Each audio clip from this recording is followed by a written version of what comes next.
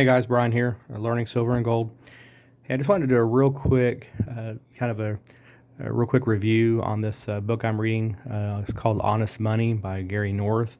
It's actually an older book, although I got this online a while back. I don't remember where I bought it, but it's been a really good book talking about honest money based on the scriptures. I'm going to be doing a bigger study on this if anyone's interested. I have a biblical blog as well. It's at biblicaldiscernment.substack.com. If anyone's interested in that, you might check it out. But once I'm done with this book, and then I've got another book I'm going to read that's kind of in conjunction with this. As I get through this study, I'll be doing an update on that website. But I kind of wanted to bring it up here because it really ties into this what we're talking about with silver and investing in silver and gold. Those just also to know, those are primarily, especially gold is like the main number one monetary metal. And so that's something I'm going to be getting into. I'm hoping to have a full ounce this year. It's one of my goals by the end of the year and stuff. So, and I've just recently surpassed 100 ounces of silver. So excited about that. And then, like I said, then hopefully this year I'll start my gold journey as well. So real quick, let me get into this. I don't make this too long, but I do recommend this book to people that's interested in this topic. I just wanted to bring up, he talks about in here maintaining honest money. In the scriptures, Leviticus 19 talks about you shall have just, that means just, meaning righteous, right? Balances, just weights, a just ephah, and a just hin, which those are some kind of measurements in the old days. I'm the Lord your God who brought you out of the land of Egypt and stuff. So there's a biblical principle here of having honest weights and measures, meaning that you're not cheating people. Okay, so it has to go back to actually if they're cheating people or something and stuff. So just keep that in mind there. That's a big principle here throughout his book. Actually, is that. And then there was he brings it up again in here, and I was trying to think if I think I put a marker here or something. Let's see where to put that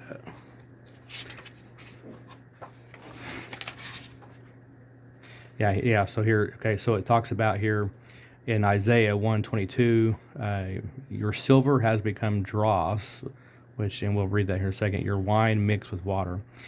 So he talks about here dross meaning kind of watered down, cheap, that kind of thing and stuff. So what do we see today with the inflation? Basically, our so-called money, which is I would just say is currency, is basically devalued, being debased constantly as they produce more and more. And this is why they want to even do more by going to a digital dollar at some point here, where they can have 100% control of the monetary system, and then they can basically rob you blind if they want to. They can just rob you blind. Stuff without you even knowing about it. That's the worst part, is they do it secretly, but not even knowing about it. Okay, so and then there's some really good stuff in here. So tell me if this sounds familiar. The quality of many products starts going down. Prices stay artificially low because, in principle, people are violating the principle of honest weights and measures all through society and stuff. So, so if originally it talks about the prices stay low, but then eventually what happens is that doesn't hold up very long, and then eventually the prices start going way up. And then also you have a problem with the, in a normal society, when you had people that would water down their wine, or whether it was watering down their currency. So when they would make gold and silver ingots, and eventually someone got the corrupt idea to add a little tin with their silver, right? And no one would be the wiser. And so they made a lot of money this way. And so, but eventually as they brought more and more of that into supply, the people would start realizing, hey, there's more silver to go around, and then prices would start to increase, right?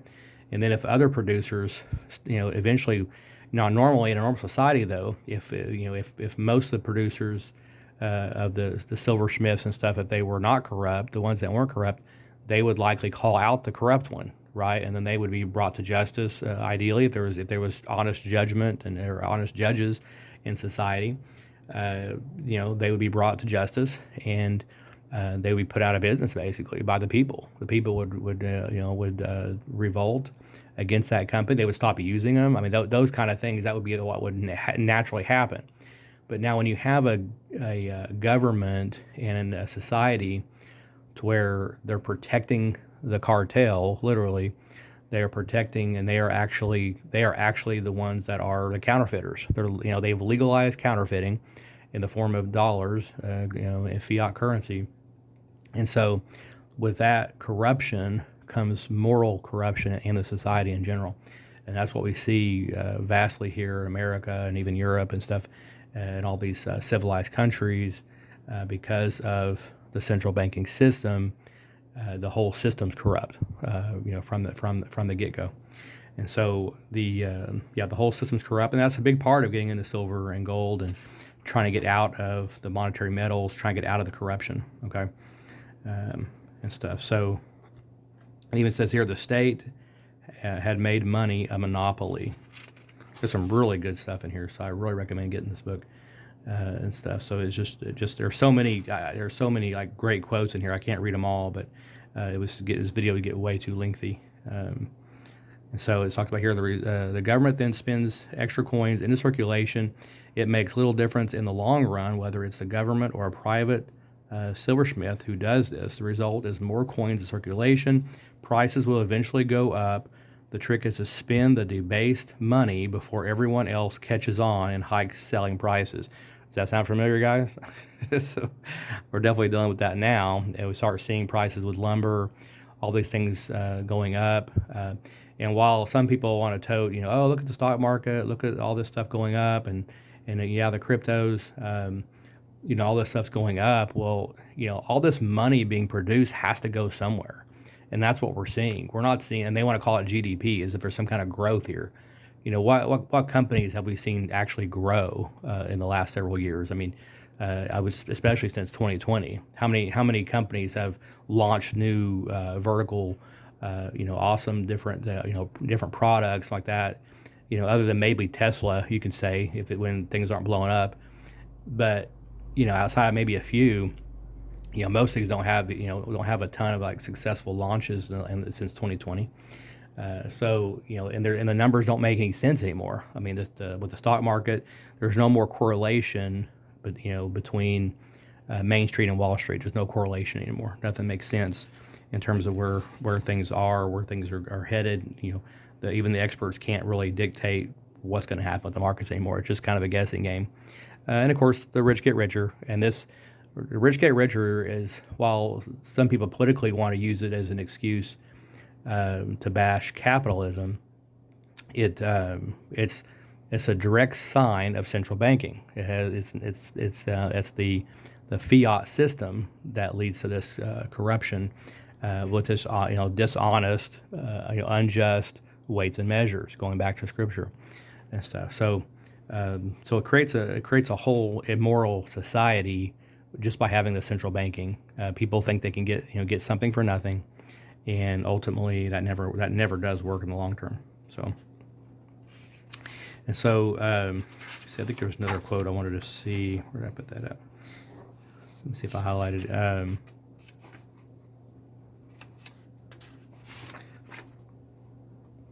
He did talk about in here too. He did talk that there is a biblical way of doing a bank. He talks about here a bank is not an evil institution. So it's kind of interesting that he's kind of comparing that there is good lending practices that's biblical as well. So it's not necessarily just that all banks are evil type of thing. I thought that was kind of interesting because I think people do tend to we do probably tend to swing that way, because especially when you're in a society of this that's so demoralized and beat down monetarily, that we kind of get to that point. Now is there an honest bank today? I don't know. I haven't found it, but if you're dealing with the fiat, then you're kind of I would say there's probably not anything today that's gonna be an honest bank at this point, unless there was like a gold-backed currency again at some point that would if somebody would do that. Maybe a Texas, something like that, since they have a lot of gold reserves, if something like that would come out with something, then that'd be awesome. I'd be all for a gold-backed currency. Then that would be something I'd really look into. Okay, but charitable loans was not allowed to have interest on them. In Scripture as well. That was something else that was very interesting. Like I said, it's a really good book. I highly recommend looking through this. It goes into fractional reserve banking, all this kind of stuff, which is a major corruption of the dollar and stuff. So, all right, guys, I'll leave it there. But yeah, it's a really good book. I said I'm gonna do a more fully in-depth one on the biblical discernment substack.com website later on once I get done with this study. It might be maybe a few more weeks as I got this one to finish. I got one more book to do. Then I'll do a more in-depth thing on that if you're interested, okay? All right, keep on stacking, guys. Talk to you soon.